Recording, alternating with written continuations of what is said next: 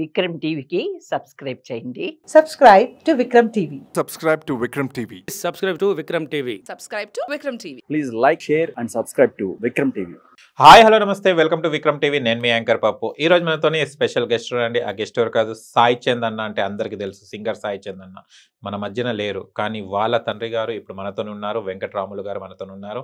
And Sai Chand అన్న మనతో లేక దాదాపు 1.5 year పైగా అయిపోయింది. ఇప్పుడు వాళ్ళ లైఫ్ ఎలా ఉంది అండ్ వాళ్ళ డాడీ కళ్ళ ముందే ఆయన చనిపోవడం జరిగింది. అండ్ ఇప్పుడు లైఫ్ ఎలా ఉంది అండ్ ఏంటితో కొన్ని ఇప్పుడు మనము వాళ్ళ డాడీని అడిగి తెలుసుకుని ప్రయత్నిద్దాం. నమస్తే సార్. నమస్కారం. ఎలా ఉన్నారు? బానే ఉన్నా. అడగడానికి అసలు కరెక్ట్ కాదు, కానీ అడగడం మన ధర్మం కాబట్టి అడుగుతున్నాను. No problem. సంవత్సరంన్నర పైన అయిపోయింది కదా? అవును. ఓకే, ఇప్పుడు ఎలా ఉంది అంటే ఎలా నడుస్తుంది మీకు, ఏంటిది? అంటే ఓకే, మీకు ఈ విక్రమ్ టీవీ మేనేజ్మెంట్కు, పప్పు యాంకర్ గారికి, మిగతా అందరికీ కూడా నా పేరు వెంకటరాములు, మీ అందరికి కూడా ధన్యవాదాలు తెలియజేస్తున్నాను. సరే, ఎలా ఉంది అంటే ఎంతైనా ఆనందకరమైనటువంటి దినాలు అయితే కావు. అంటే ఎప్పుడు పిల్లలు పెరిగి పెద్దగా అయ్యి ఒక స్థాయిలోకి వచ్చి వాళ్ళ పెళ్ళిళ్ళు అయ్యి వాళ్ళకి పిల్లలు పుట్టి వాళ్ళ ఒక స్థాయిలోకి వచ్చే క్రమంలో, అంటే ఎదుగుతున్న క్రమంలో ఈ ప్రపంచాన్ని వదిలిపోయింది కాబట్టి అది చిన్న దుఃఖం కాదు, చిన్న బాధ కాదు. కాకపోతే ఇక నెట్టుకు రావాలి జీవితాన్ని. ఇప్పుడు నాకు కూడా 64 ఏళ్ళ వయసు ఇప్పుడు ప్రస్తుతం. నా వయసు కూడా మరీ యుక్త వయసు కాదు, కానీ సరే నాకు దేవుడు వరమిచ్చిండో లేకపోతే ప్రజల ఆశీస్సులు కూడా ఉండబట్టో ఈరోజు నేను నా శక్తిని నేను ఇముడ్చుకొని నడవగలుగుతున్నాను, మాట్లాడగలుగుతున్నాను, పాడగలుగుతున్నాను. అందరిలో నేను మమేకమయ్యి నా బాధను వెలిపుచ్చుకొని వాళ్ళ సంతోషాన్ని కూడా నేను తీసుకొని ఈరోజు ఒక మనిషిగా జీవించి మంచిగా ఉండాలి, లేదా ఒక స్టెబిలిటీ పెంచుకొని అందరితో ఇంకా కొంతకాలం జీవించాలి అనే దాంతో జీవిస్తున్నాను తప్ప నేను ఏదో బ్రతకాలి, నాకు వయసు ఏమి ఇంకా ఎక్కువ కాలేదు కదా అనుకొని కాదు. అదే 10 మంది కొరకు బ్రతకాలి. ఇప్పుడు నా జీవితం ఏమైపోయిందంటే ఇన్ని రోజులు నా కొడుకుల కొరకు, నా బిడ్డ కొరకు, నా భార్య కొరకు బ్రతికినా, కానీ ఇప్పుడు ప్రపంచ ప్రజల కొరకు బ్రతుకుతున్నా నేను. వాస్తవం ఇది. నా కొడుకు సాయి చందు చనిపోయినప్పటి నుంచి కూడా మీరు చూసి ఉంటారు, అసలు వేల మంది నన్ను నాన్నగా వాళ్ళు స్వీకరించారు. ఎంత స్వీకరించారంటే నా సాయి చందుకు లేదా నా పెద్ద కొడుకు క్రాంతి కుమార్కు ఎంత అనుబంధం ఉంటుందో, ఒక తండ్రికి కొడుకులకు ఎఫెక్షన్ ఎట్లా ఉంటుందో ఆ ఎఫెక్షన్ చూపిస్తున్నారు నాకు. మర్చిపోలేనంత ఎఫెక్షన్.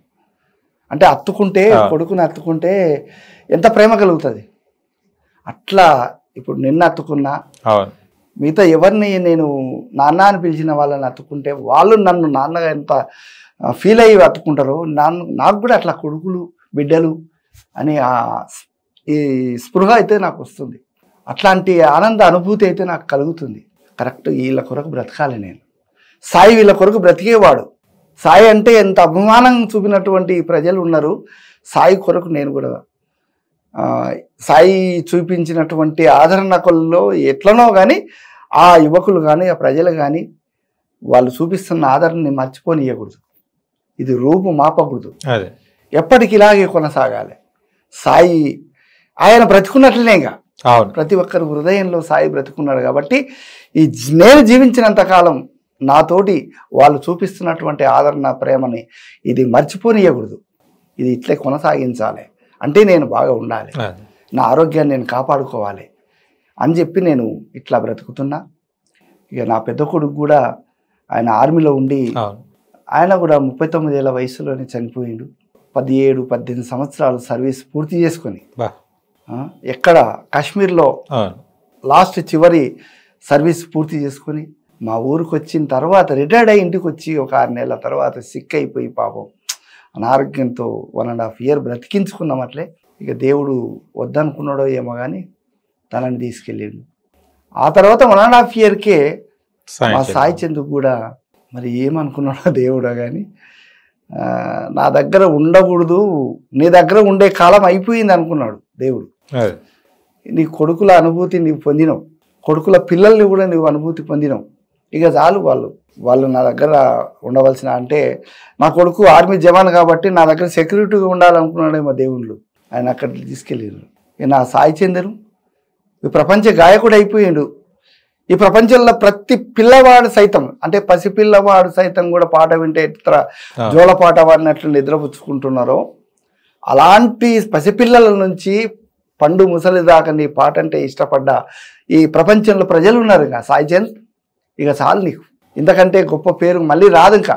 కాబట్టి ఇక చాలు, నీకు మంచి పేరు ఇచ్చిన, మంచి జీవితం ఇచ్చిన, నీకు ఒక కుటుంబాన్ని కూడా ఏర్పరిచిన, ఇక నీకు రాబోయే నీ తరం నీ పిల్లలు నిన్ను స్మరించుకుంటట్లు చేసిన కనుక ఇంకా చాలు. కనుక నా దగ్గరికి రాని, నా దగ్గర శివతాండవం ఆడించని మహాశివుడు అనుకున్నాడో, మహావిష్ణు అనుకున్నాడో, బ్రహ్మ అనుకున్నాడో తెలియదు నాకు, కానీ సాయి చంద్రుని కూడా తీసుకెళ్ళిండు ఒక పాట కొరకే. పాట వల్ల ప్రపంచానికి పరిచయం అయినటువంటి సాయి చంద్రుని నా దగ్గర వాడాలి స్వయంగా అని అనుకున్నాడో ఏమో, కానీ తనని తీసుకెళ్ళాడు. ఇది చాలా బాధాకరమైన విషయం.